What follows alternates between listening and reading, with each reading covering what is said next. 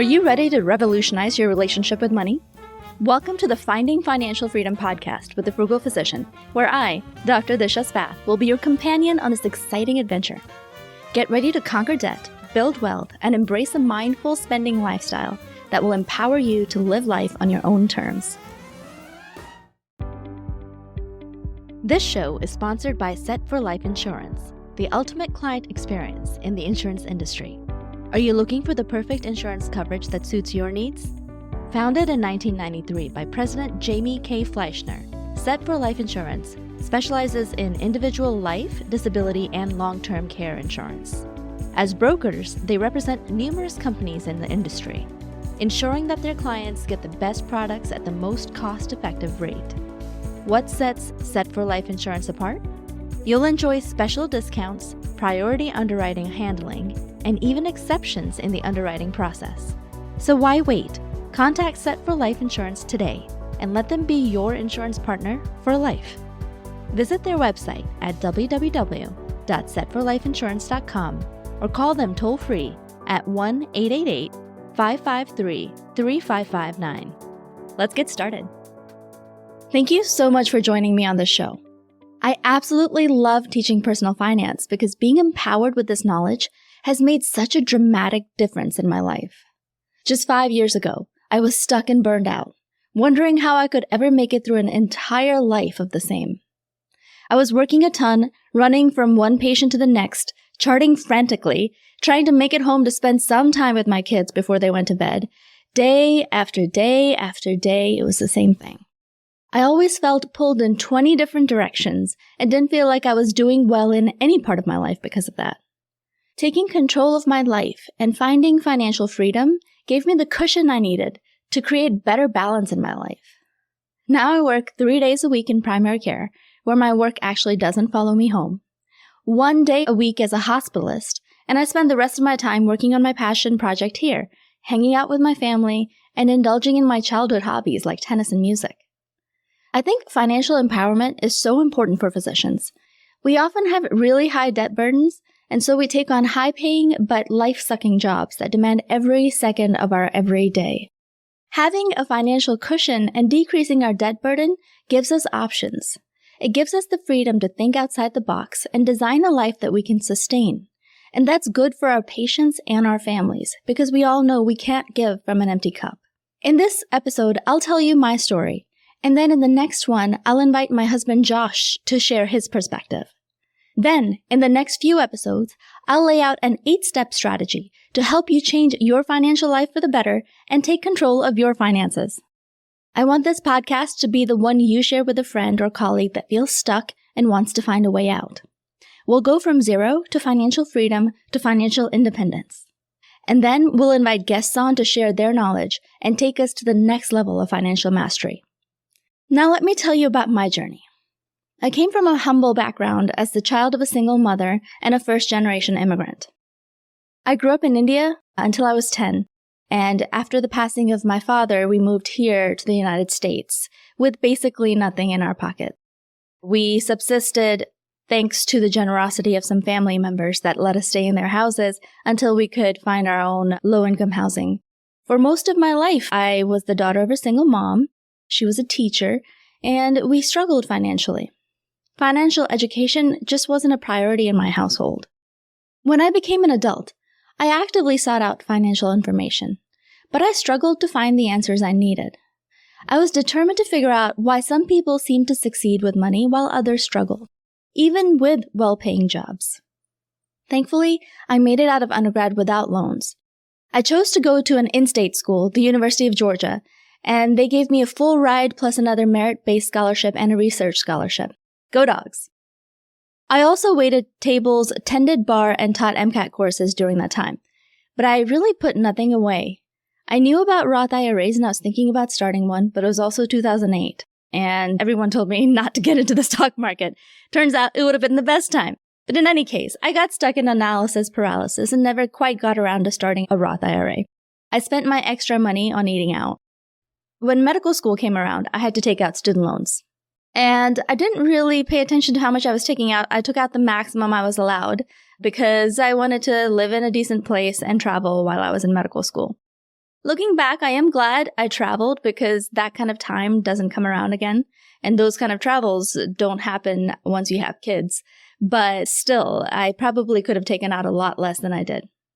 So even though I went to one of the most economic schools in the country, the Medical College of Georgia, which was in-state and in my hometown, I still took out $191,000 for medical school. I understand that's still considered pretty good for medical school these days, but to me that was an insane amount of debt. In the middle of med school, I took a year off to teach in Southern California. Crazy blip, I know. I was having second thoughts about medicine along with some medical issues, so I thought it was a good time to take a break and really think things over. An old boss reached out to me from Kaplan, and I jumped at the opportunity to be able to teach in Southern California and, do a little self-exploration and healing during that time. It was a wonderful year, and it really made me appreciate the enormous privilege of being given the opportunity to learn what we learned in medical school. So at the end of that year, I went back to Georgia and finished up my training. During that year, I didn't make any payments toward my student loans, even though I made about $40,000 that year. So unfortunately, in forbearance, those loans accrued interest, and that interest capitalized when I started repayment. That was painful. Back in medical school, I finished the last 2 years and then met my future husband, Josh, by chance, somewhere in the days of my surgery rotation. I managed to match in my chosen field, which was internal medicine, and I also managed to match close to Josh. He was stationed in Clarksville, Tennessee, and I got a position in Nashville. So when we bought our house in Nashville, we were so ready to start nesting and growing our family. But we were looking towards the future a little bit. We wanted to buy a house that was going to be good for renting out in the future. So we were basically doing like a house hack. So we bought a cute little house in a rapidly gentrifying neighborhood. Gentrifying code for still pretty violent. In fact, our realtor told us, don't go into this neighborhood. She almost didn't want to take us there. When we first moved in, the pizza guy didn't want to deliver pizza because it was too dangerous. Anyway, it's a great neighborhood now and has made an incredibly good rental, and the area has gentrified and cleaned up its act a lot since we bought that house. In residency, I started making income-based repayments, which only paid some of the accruing interest on the federal loans. I was looking towards PSLF just in case that was a chance. I wanted to make sure I got some months of repayment in during residency. But of course, those payments came nowhere close to touching the principal. My first job out of residency was in beautiful Savannah, Georgia. Josh and I wanted to go to the beach. To do that, I took a job with a private company that was not eligible for PSLF. It was a for-profit company contracting with a non-for-profit hospital. So my husband also had a new diagnosis of Crohn's at the time. He deployed to Afghanistan and came back with florid Crohn's. Because of that, he became non-deployable, so he decided to get out of the Army. We delivered our first child right around that time as well. Josh decided to go back to school to get his master's in IT project management so he could contribute that way. And so he was in school and I was in my first job. He also helped raise our firstborn, took care of him while he was studying from home. Really, I thought we were going to be fine. We had a single doctor's salary, and so many people throughout history have lived on a single doctor's salary, right? With my first $200,000 a year job, I thought we would be fine getting a nice house, or at least a house that, looked like a doctor home. So we bought a beautiful house on an island in an upscale gated community with salt water on two sides off the coast of Savannah, Georgia. We felt like we'd made it. Everyone told us we were living the dream. I loved running on the beach in the morning on the days that I was off, not working. But by now, my loans had grown from $191,000 to $237,000, even though I had already made $25,000 in payments in residency. So we had $237,000 in student loans and another $335,000 in a house loan that we just bought. We didn't put anything down because we got a doctor loan. And then we had $40,000 in car loans and another $130,000 in the mortgage for the Nashville house that we were now renting out. So altogether, we had over $750,000 in debt. Barf. So even though from the outside we were doing great, we paid our credit card bills on time. We didn't carry any credit card debt forward. We had no consumer debt. Our credit was pristine. But the truth was that we were walking a tightrope of balancing income and expenses. We really needed that paycheck to pay the bills every single month. And that really came to a head when I became pregnant again and had to take an unpaid maternity leave. The paycheck stopped. And for some reason, Fed Loan Servicing wouldn't approve deferment of my student loans during maternity. Something was wrong, and they sent me the rejection of that halfway through my maternity leave. And at that point, by the time they got done processing the paperwork again, I would be back at work anyway. So I just didn't try and just made the payments. But it really made me realize that we were living on a tightrope. So during my second maternity leave, it really became clear to me that we needed to do something and change our financial situation. And this epiphany happened when I was downstairs in the basement sewing the cover to a couch away from my newborn son and my toddler son just to save money. And this whole maternity leave that I was taking the whole purpose of it was to spend time with my children. And I wasn't doing that because I was too stressed out about money. And really became clear in my mind that something was wrong and we needed to change something because I couldn't keep going this way. So we met with a financial advisor. They advised us to get life and disability insurance, draft a will, max out our retirement, and save 3 to 6 months of an emergency fund. And, we started doing that, but honestly, we were already doing that, but it didn't feel like it was enough. It felt like we had too many fixed expenses, which we did. We had too many fixed things that needed to be paid every single month, and we had inflated our lifestyle so much that we were living paycheck to paycheck and trying to do it all at the same time. So I needed to start working on the numbers. And of course, I needed to start working on the mindset too, but the numbers came first. I marched upstairs after having this epiphany in the basement. And I went up to my husband and I said, Josh, we have to change something. This is not working for me. So we sat down and actually wrote down our debts. We looked at how much we owed and how much interest rate was being charged for that debt and how long it would take us to pay it off. And then we looked at how much extra we could do. We really decided to go with the Dave Ramsey method and go after our debt. So we started tightening the belt, tracking our expenses every month. We kept a written budget, and we started a debt snowball where we took any extra money we had or we could squeeze out of our budget and put it towards paying down one debt at a time. At this point, it was only an extra $500 or so for our snowball. But slowly, we paid off one of the cars. And then once that car was paid off, we took that $500 plus the payment that we were making towards the car towards paying off the next car. Sometime around here, we had an accident. Someone ran into us in a parking lot, if you can believe it, and totaled the car. And so we had to buy a new car, and it was clear that we changed our thinking. Instead of going and taking the $23,000 payout for the car that was totaled from the insurance, and we could have taken that, put it towards a new, better, bigger car, and taken on another car payment. But instead of going with that old way of thinking that we could just afford this payment, therefore we could afford to take on the debt, we said, you know what? Let's not. Let's take that payout and just buy the same exact car and buy whatever we could with this amount of money. So we ended up buying basically the same Honda Pilot again and bought it with cash, which, by the way, was an experience. Writing that big of a check is really kind of cool, but also nerve-wracking. In any case, we bought that car with cash, did not take on any more debt, and moved on with our debt snowball. We looked at this opportunity for lifestyle inflation and said no.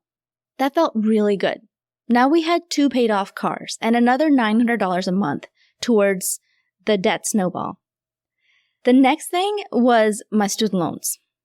We decided not to pay off the rental property because it was bringing in cash flow and was paying for itself. So we decided to go for the student loans next. At this point, I was reaching the end of my contract at my first job, and we looked at moving. My husband really wasn't happy in Savannah. It was too hot for him. By the way, we loved Savannah. We loved people there. All our friends were amazing. I miss it every day. But we felt like it would be better for us to move closer to Josh's family so they could help us out with the kids and the childcare expenses as well. So anyway, we decided to move to New York. Of course, New York City would have been my ideal place to live.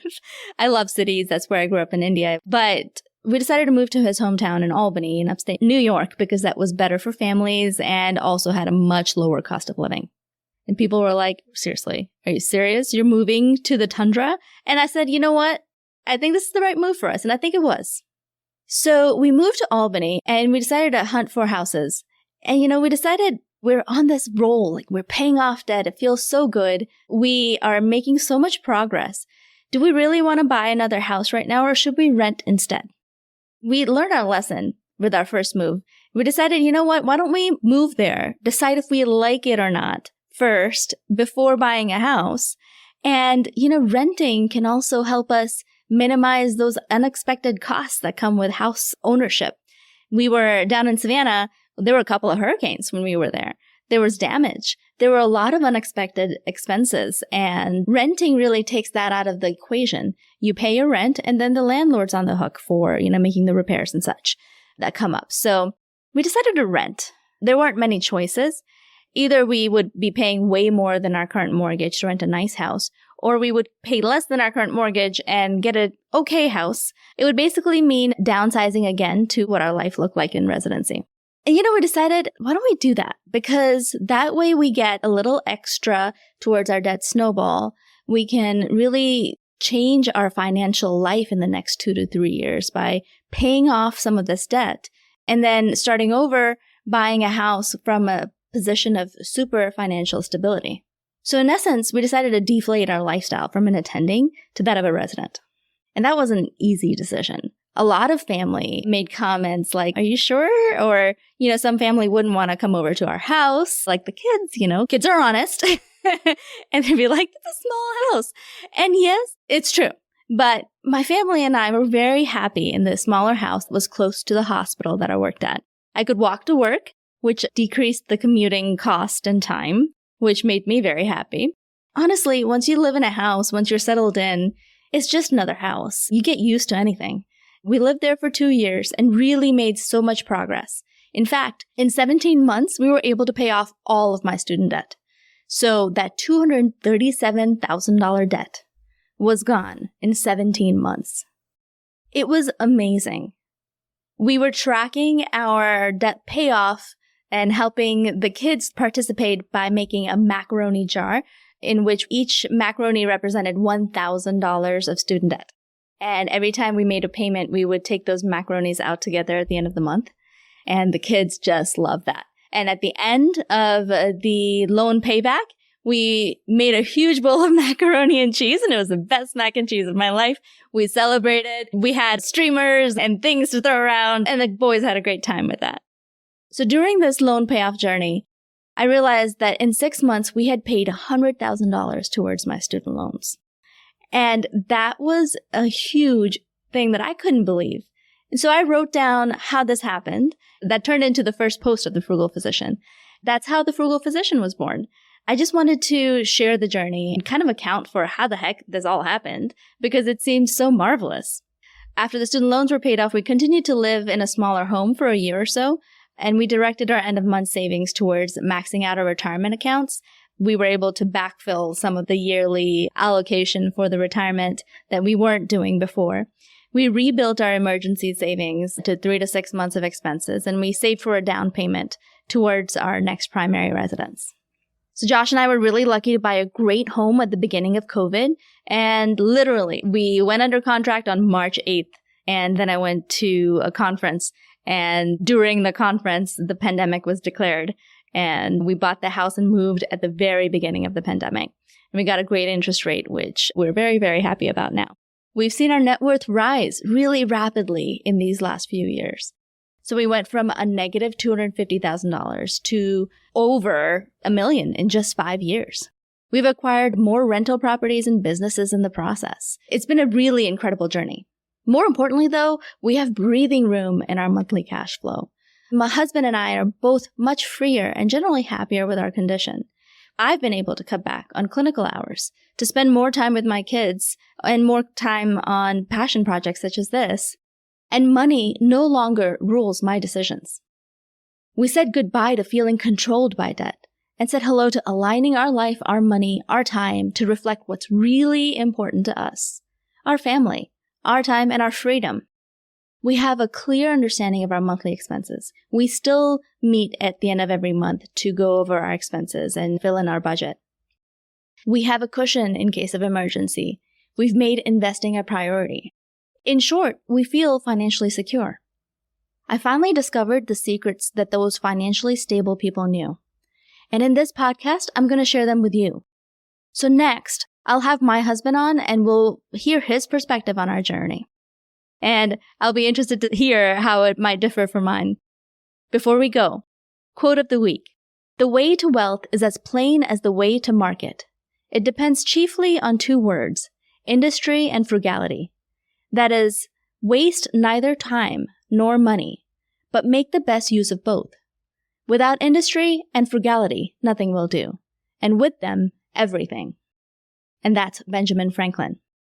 Absolutely. Our time and money. Those are the things that we can and should control, because if we don't control them, they control us. Wise words from Benjamin Franklin. A big thank you for our sponsor today, Set for Life Insurance. No matter what your insurance needs are, Set for Life Insurance has you covered. They're a nationally recognized leader in disability, life, and long-term care insurance, serving clients across all 50 states. Their dedicated team specializes in assisting medical residents, physicians, dentists, business owners, and other high-income professionals. That's all for today's episode of Finding Financial Freedom with the Frugal Physician. If you enjoyed the show, please be sure to subscribe and leave us a 5-star review on your favorite podcast platform. Your reviews mean a lot and help us get the word out. If you have any feedback, suggestions, or questions for us, you can reach out to me at editor@thefrugalphysician.com, on Twitter @frugalphysician, on Facebook @The Frugal Physician, or you can come join our Facebook group called The Frugal Physicians. It's time to say goodbye, but fear not, my frugal-minded friends. Finding Financial Freedom with the Frugal Physician will be back with more inspiration, knowledge, and money magic. Remember, the journey to financial independence is a marathon, not a sprint. Stay committed to your goals, continue honing your frugal skills, and never forget the incredible power you possess to shape your financial future. Together, we'll make waves in the world of healthcare and rewrite the rules of financial success. Until we meet again, keep embracing frugality and living your best life. The content shared on this podcast should not be taken as individualized financial advice.